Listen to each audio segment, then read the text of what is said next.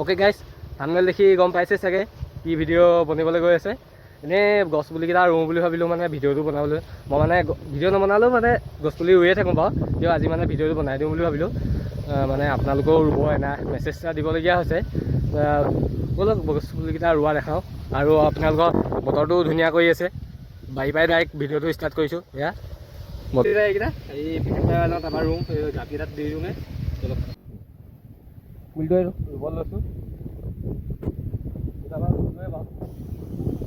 গছ পুলিটো এতিয়া গাঁতকেইটা অলৰেডি খানাই আছে।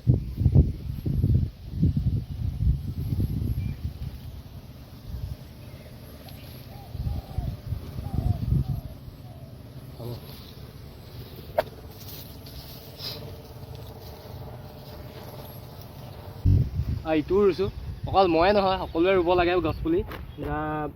মই এইটোৱে এটাই ক'ম, চবেই গছপুলি ৰুৱক, নহ'লে গৰম বহুত বাঢ়ি গৈছে। অ'কে গাইজ, গছপুলিকেইটা ৰুই হ'ল, বতাহো দি আছে, অকণমান চাউণ্ডটো বেয়া আহিব পাৰে। এইকেইটা চাওক, গছপুলিকেইটা ৰোৱা হ'ল। আপোনালোকেও গছপুলি ৰুওক, মইতো ৰুলোৱেই আৰু ৰুইও থাকিম বাৰু ভৱিষ্যতে। আপোনালোকে গছপুলি ৰুই থাকক। আৰু ভিডিঅ'টো এতিয়াই এণ্ড কৰিছোঁ। ভাল লাগিলে যদি লাইক এটা কৰিব আৰু ছাবস্ক্ৰাইব কৰিবলৈ নাপাহৰিব।